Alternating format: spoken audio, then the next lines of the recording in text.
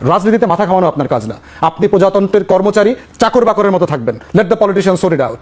রাজনীতিবিদরা রাজনৈতিক দল ডিসাইড করবে কি হবে কি হবে না। আপনি কর্মচারীর মতো থাকেন। অতএব এবং তার বক্তব্যগুলো দেখেন, সেনাপ্রধানের বক্তব্য, চুপ্পুর বক্তব্য, ভারতের ফরেন মিনিস্ট্রির বক্তব্য, ভারতের সেনাপ্রধানের বক্তব্য একে শব্দে শব্দে মিলিত হয়ে যাচ্ছে। Inclusive politics.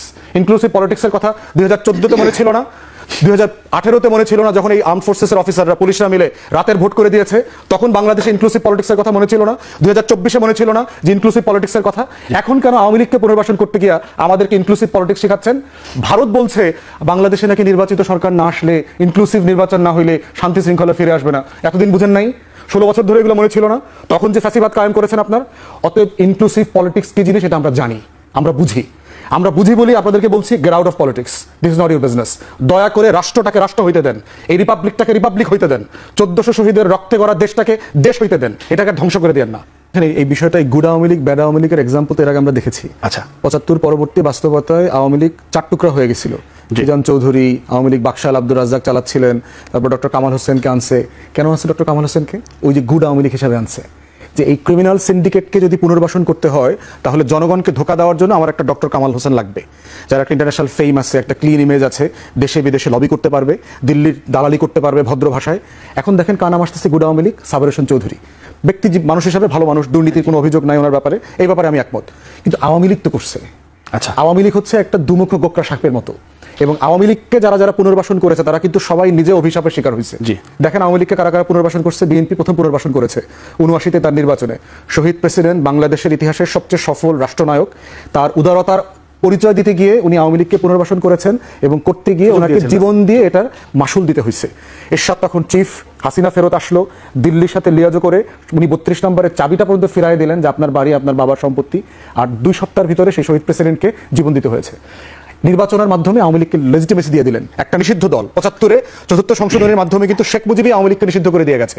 অতএব শেখ জিয়াউর রহমান হচ্ছে আওয়ামী লীগের দ্বিতীয় প্রতিষ্ঠাতা সভাপতি, সেইটাকে জন্ম দিয়েছে দ্বিতীয়বারের মতো। আওয়ামী লীগকে দেখেন দ্বিতীয়বার পুনর্বাসন করেছে কে? এরশাদ করেছে। সে তাকে সংসদে নিয়ে আসছে, রাজনৈতিকভাবে পুনর্বাসিত হলো, সংসদে সে বিরোধী দল আকারে আসলো 86 সালে। সেই জাতীয় পার্টির অবস্থা কি হয়েছে? পিজা আর কেকের টুকরার মতো 6-7 টুকরা হয়েছে, খুঁজে পাওয়া যায় না এখন এই টুকরাগুলো কোথায়। রাজনীতি নাই হয়ে গেছে বাংলাদেশে তার। তৃতীয়বার আওয়ামী লীগকে পুনর্বাসন করেছে জামাত, 94, 95, 96-তে একসাথে আন্দোলন করে বিএনপির বিরুদ্ধে 173 দিনের হরতাল, জ্বালাও পোড়াও, হেন কিছু নেতা করে নাই। সেই জামাতকে আওয়ামী লীগ কি করছে? নাস্তানাবুদ করে দিয়েছে গত 16 বছরে।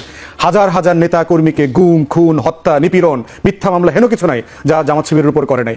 চতুর্থবার আওয়ামী লীগকে পুনর্বাসন করেছে 111-এর সরকার। বাংলাদেশের দালাল ব্যুরোক্রেসি, বাংলাদেশের দালাল মিলিটারি অফিসাররা, আর্ম ফোর্সেসরা, গণমাধ্যমরা, সুশীল সমাজরা মিলে সেইখানে বাংলাদেশে আওয়ামী লীগ কি করেছে? গণমাধ্যমের টুটি চেপে ধরেছে, আমার সিভিল ব্যুরোক্রেসি নষ্ট করে দিয়েছে, মিলিটারি ব্যুরোক্রেসিকে নষ্ট করে দিয়েছে, রাষ্ট্রের প্রত্যেকটা কাঠামো ধ্বংস করে দিয়েছে। অতএব আওয়ামী লীগ হচ্ছে একটা অভিশপ্ত রক্তধারার নাম। অতএব যারা পুনর্বাসন করবেন তাদেরকে বলবো ইতিহাস থেকে শিক্ষা নেন।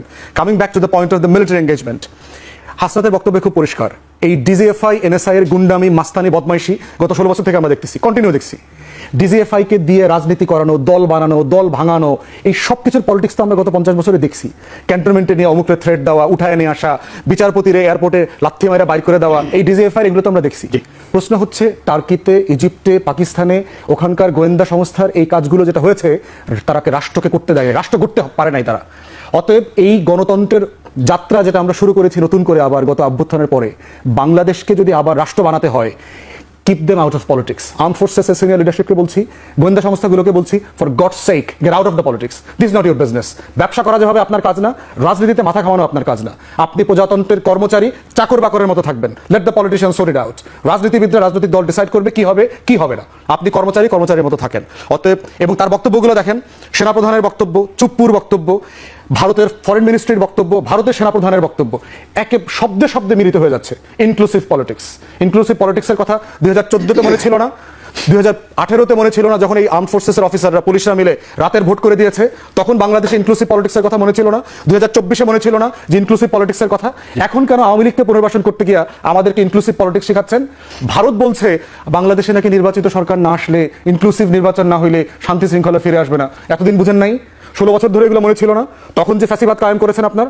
অতএব ইনক্লুসিভ পলিটিক্স কি জিনিস এটা আমরা জানি, আমরা বুঝি বলি আপনাদেরকে বলছি, gate out of politics. This is not your business. দয়া করে রাষ্ট্রটাকে রাষ্ট্র হইতে দেন, এই রিপাবলিকটাকে রিপাবলিক হইতে দেন, 1400 শহীদের রক্তে গড়া দেশটাকে দেশ হইতে দেন, এটাকে ধ্বংস করে দেন না।